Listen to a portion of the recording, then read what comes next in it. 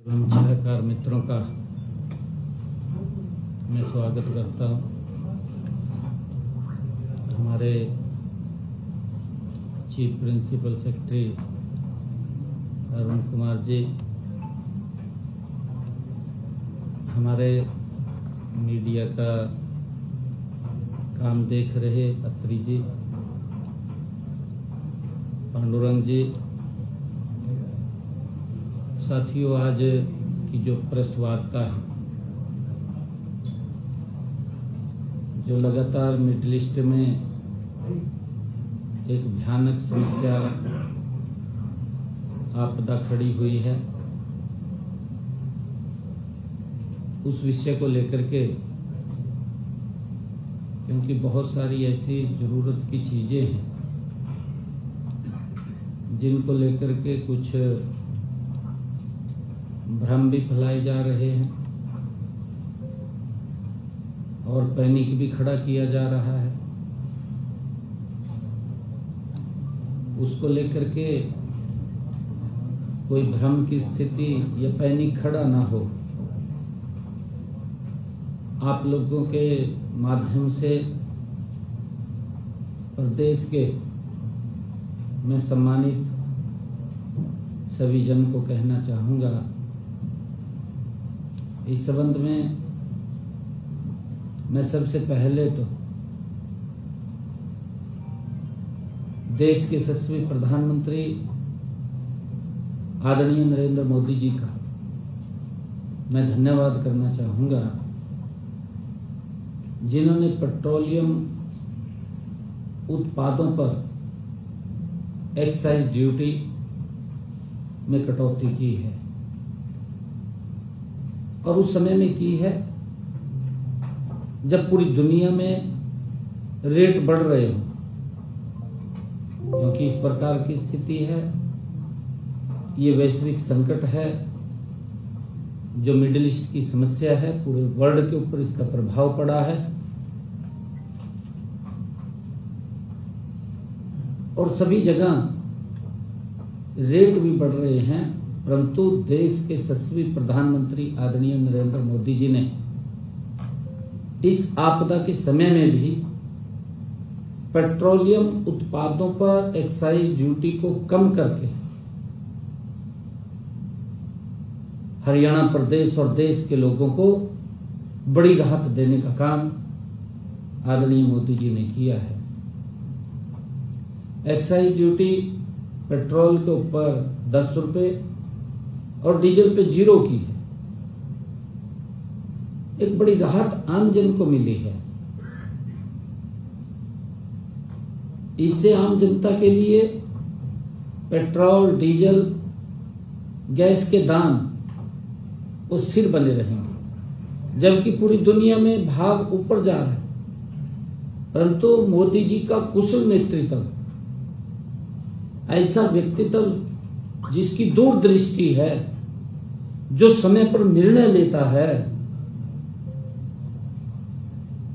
जिसका एक ही संकल्प है, विकसित भारत।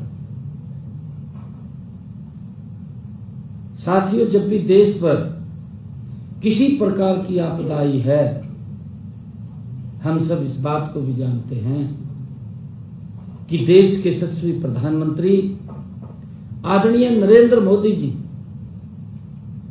राष्ट्र प्रथम के दृढ़ संकल्प के साथ हर मोर्चे पर देशवासियों के साथ खड़े हुए दिखाई दिए। साथियों, हम जानते हैं, चाहे कोरोना काल का समय हो, कोरोना काल में जिस प्रकार से हमारे भारतीय विदेशों में फंसे और उन्होंने किस तत्परता से वंदे मातरम, जो वंदे भारत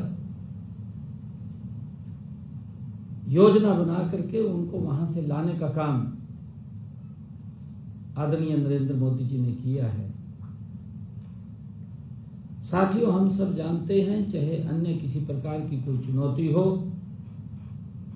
उन चुनौतियों का भी, चुनौतीपूर्ण परिस्थितियों में भी हर बार उन्होंने देश की जनता को एकजुट करने का काम आदरणीय नरेंद्र मोदी जी ने किया है। साथियों, हम सब जानते हैं, कौन नहीं जानता, अफगानिस्तान का संकट था। पवित्र गुरु ग्रंथ साहिब को ससम्मान अफगानिस्तान से भारत लाने का काम उस संकट की घड़ी में आदरणीय नरेंद्र मोदी जी ने किया है। साथियों, हम सब देख रहे हैं कि माननीय प्रधानमंत्री जी शांति प्रयासों को आगे बढ़ाने और भारतीय हितों की रक्षा के लिए अन्य देशों के सभी संबंधित नेताओं के संपर्क में भी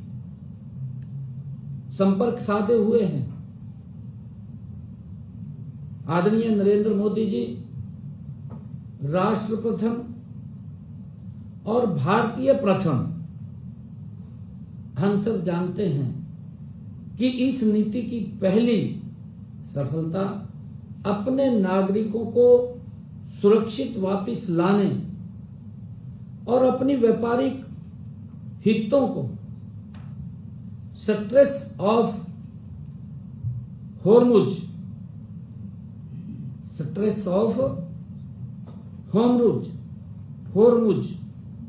के गुजरने के माध्यम से मिली थी। और अब आप लोग देख रहे हैं कि एक्साइज ड्यूटी में कटौती करके दुष्प्रभाव जो इस प्रकार का एक वातावरण खड़ा हुआ था, क्योंकि मैंने पिछले दिनों कहा था, प्रेस के अंदर कहा था कि जब इस प्रकार की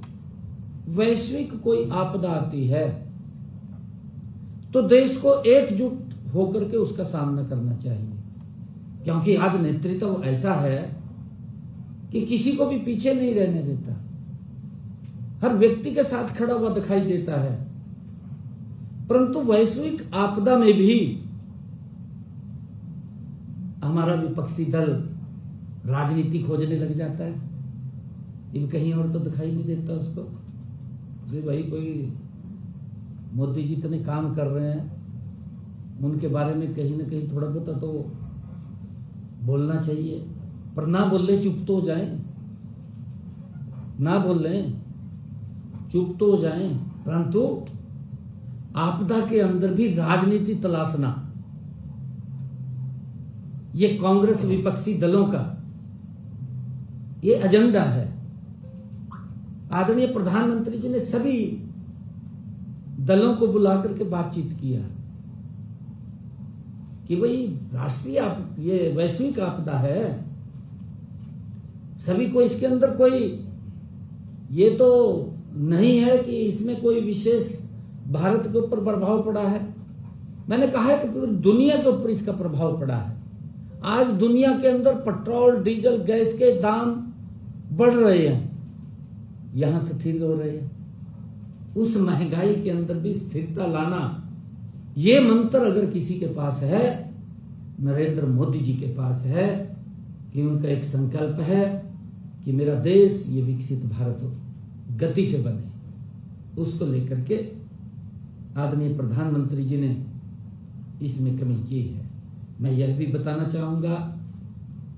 कि प्रदेश में पेट्रोल, डीजल व गैस की कोई कमी नहीं है।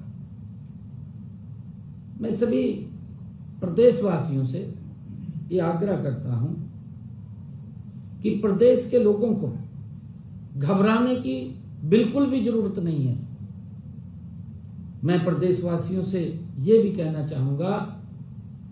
कि आप घबराकर खरीदारी करने से बचें, क्योंकि अफवाह फैला देते हैं। अफवाह फैलाने वाले घूम रहे हैं और वो पता नहीं क्या सोशल मीडिया पे डाल देते हैं,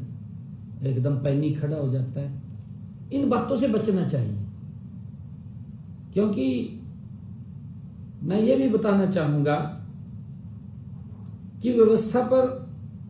अगर एकदम ज्यादा खरीदारी हो जाएगी, लोग सोचेंगे भी मिल नहीं रहा है, तो इसका व्यवस्था पर अतिरिक्त बोझ भी पड़ता है।